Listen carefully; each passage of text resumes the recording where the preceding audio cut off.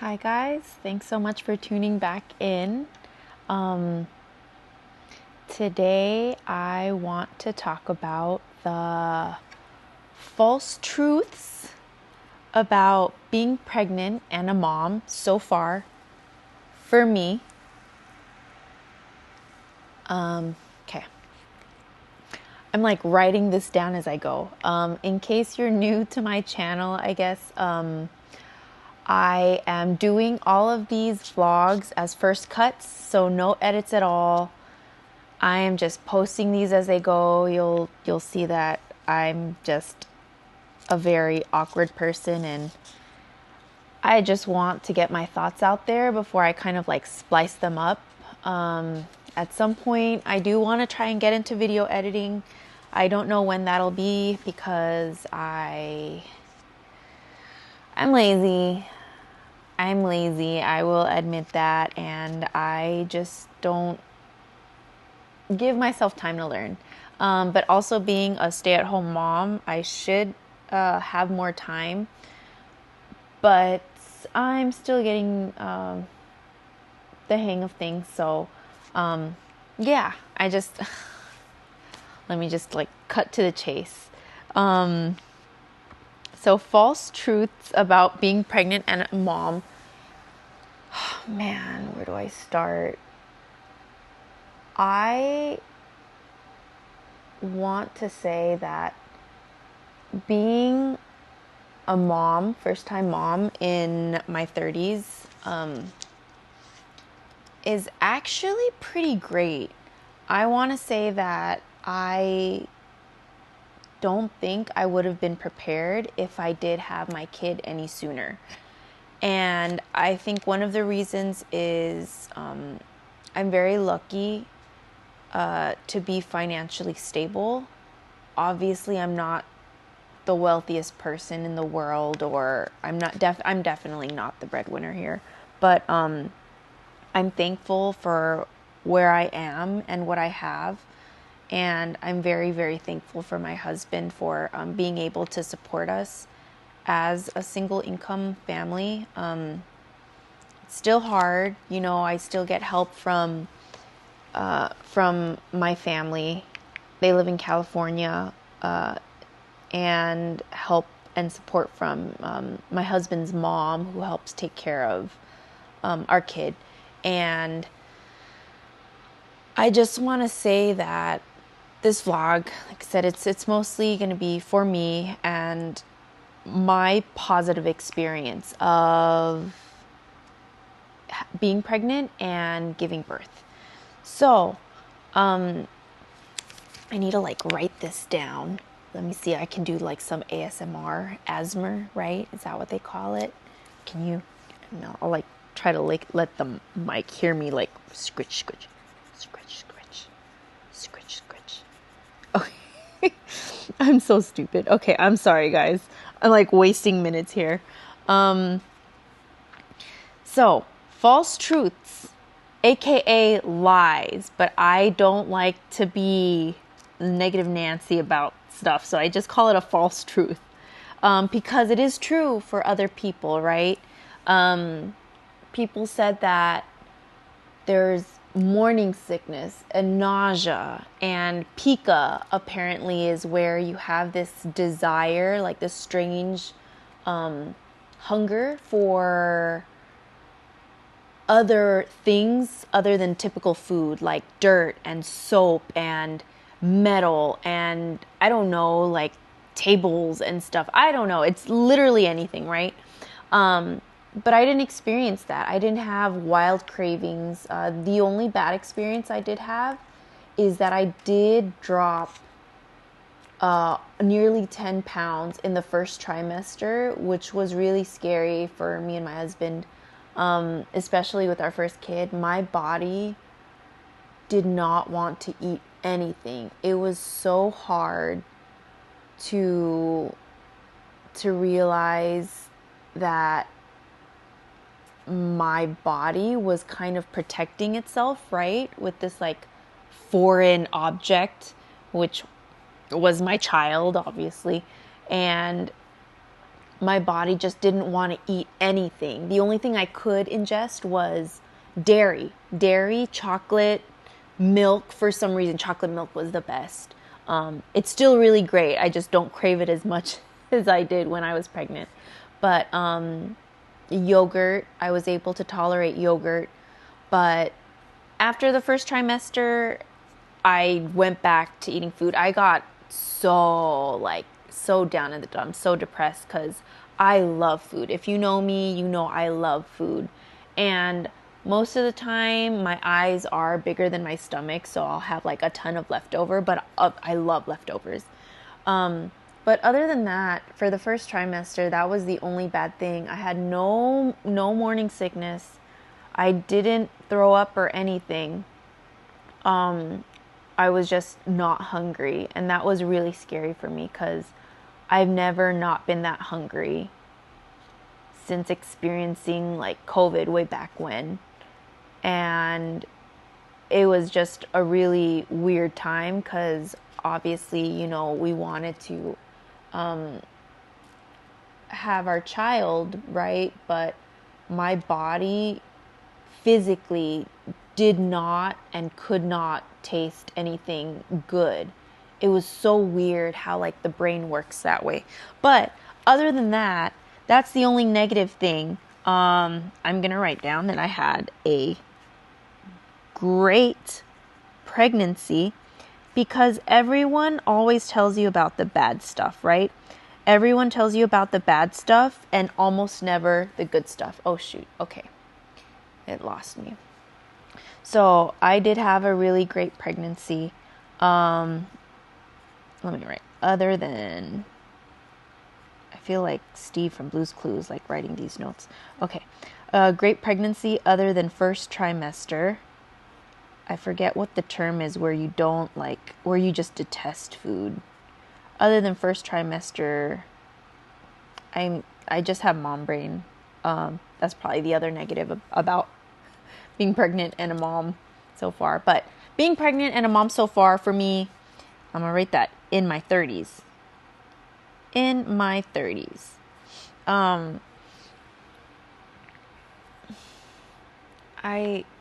People just tell you all the bad stuff. They tell you, get the epidural, don't get the epidural. Your back's going to be effed up for like the rest of your life, right? And you think about that. You're like, oh man, like my back's kind of messed up already, so this isn't going to help, right? But I think people just highlight all the bad stuff that's happened to them, and you do kind of take it into account. And that's the worst thing, is that you like take it to heart and you're like, oh my gosh, like this is going to happen to me. If it happened to them, it could happen to me. But everything's case by case, you know? And I just want to highlight the good stuff. My child was an angel the entire pregnancy. Like, I don't know what they say about like girls giving you the old housewives tale about like having a girl, or even, I don't know, having a boy too, right? All the negative stuff. And it was just like all false.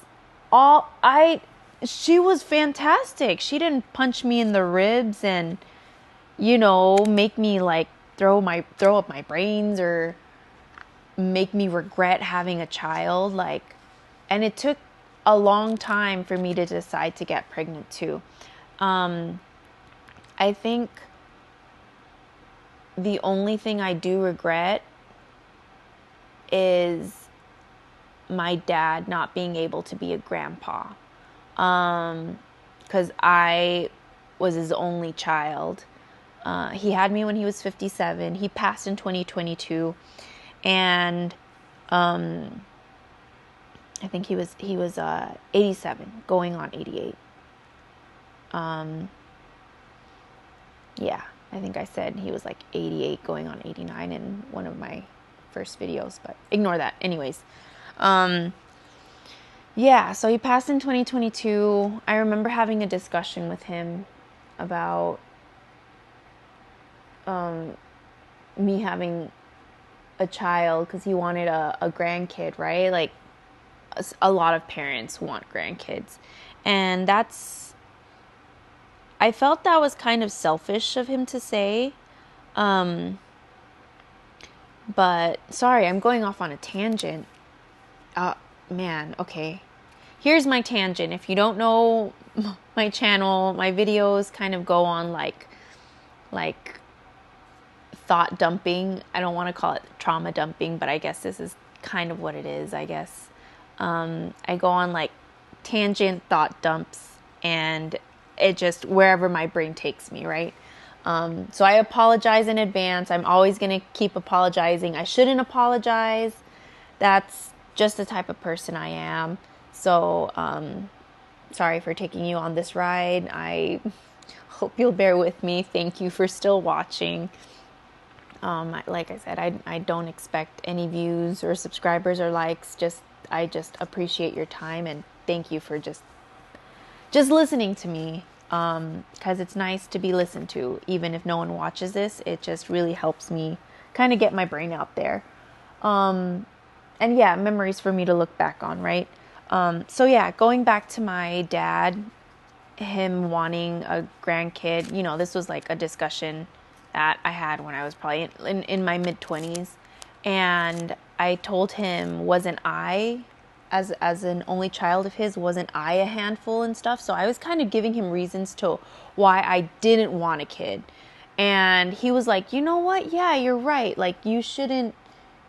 I kind of like gaslit him into not wanting a grandkid. I'm like, there's going to be a brat, and you don't want to babysit, and kid's gonna probably like tear up your house and stuff, and like all these things. Like, I just made up so many excuses because honestly, I was never the girl to think about the white picket fence. I never thought about having a family or kids until I met my husband, right? So he's very traditional, very traditional minded, and I love that about him. And he got me into, thinking about having kids and stuff, because he's always wanted kids, and I never thought I'd ever want to have a kid, which is a pretty tough discussion, right? Like, especially with someone that you're marrying.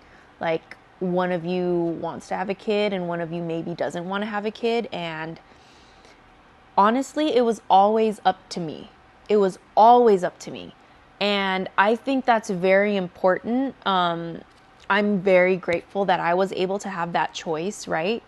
And, there's unfortunate circumstances I can't get into. I feel for anyone who didn't have a choice, and when it comes to that matter. But I hope your life did take a better turn. But sorry, I'm just like trying to like be really sensitive about this stuff, right? But yeah, so it was always up to me. It was always up to me, and I knew that. It was always in the back of my mind, like, oh man, I know he wants a kid and all this stuff. Like, he wants a family, and I totally respect that. I do. But it was never his choice, if that makes sense.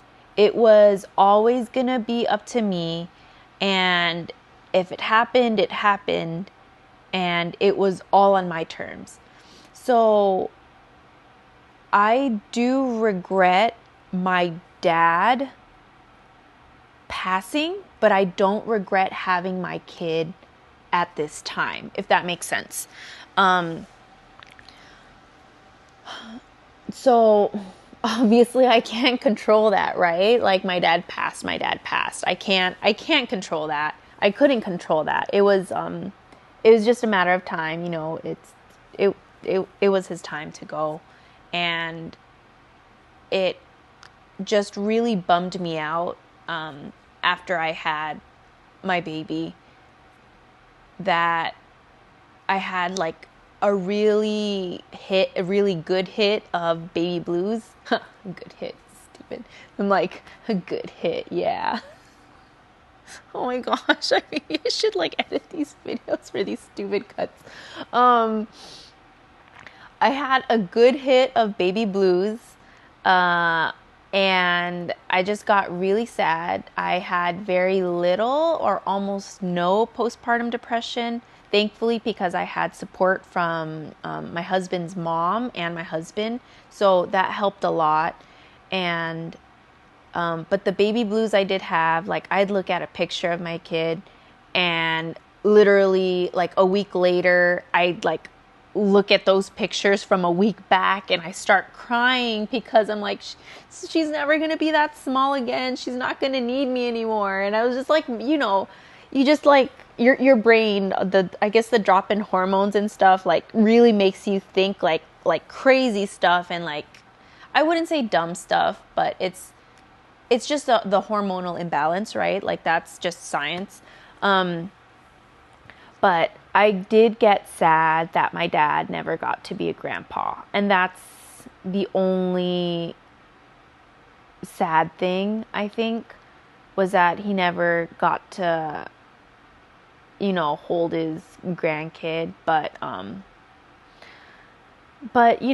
it is what it is. Like, he's in heaven now, so I know he's watching over her. And I'm really grateful for everything he's done for me, raising me and stuff. That's another down the line vlog that I'll probably talk about. Maybe not. I don't know if I want to get too personal, right? But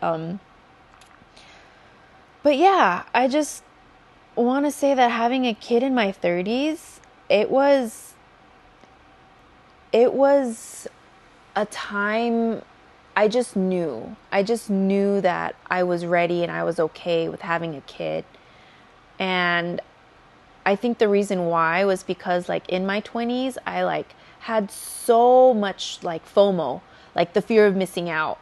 And now they call it JOMO, which is it's an ugly term, like the joy of missing out, right? But I still have a little bit of FOMO here and there, but I have more JOMO now, just chilling at home and, just doing the life. But I did have a lot of FOMO. I would go to a whole bunch of boba cafes. Just regular cafes, just go to different like restaurants and try to experience different events. I'm a big con goer. I do like to go to like anime conventions and stuff. But I think that I just knew it was time and I was comfortable with that. I was so happy the entire pregnancy. And I don't think there's ever really the right time, when you decide to become a mom.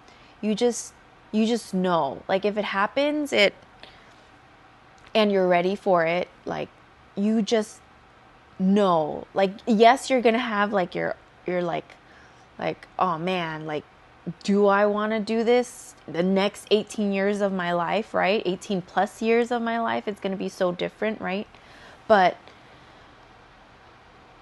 I think it's so crazy to know that it's always been inside us, as mothers. You really don't think about it, because I always thought other kids were such brats, and like even me going through school, through elementary, middle school, high school, I just saw how all of us like treated our teachers, and we were such brats. We were such bullies. I was more not on the bullyish side, as you can probably tell from my personality, but I could see from a very, objective perspective that kids are evil, and not just to each other, but to like the adults and teachers. And I'm just like, I do not want kids. I don't want kids. I don't want these brats. And I never had that maternal instinct, right?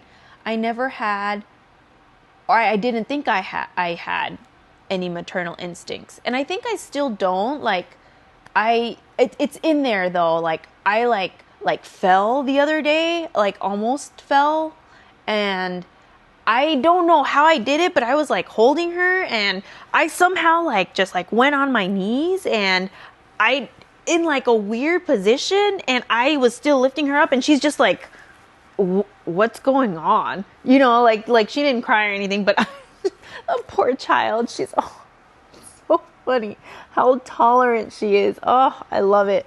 She's so amazing. I swear this girl is gonna raise me. It's awesome. But yeah, I just want to say that there's positive birth experiences, you know, like I'll probably make a part 2 on this because this is kind of running into the 20 minutes. I kind of want to like cap a lot of my videos at 20 minutes, but yeah, I'll make a part 2 on this for the delivery part at least. But yeah, thank you for listening. Okay. All right, part 2 is going to come out in the next, within the same day as this video. Thanks so much for hanging in there. Over and out.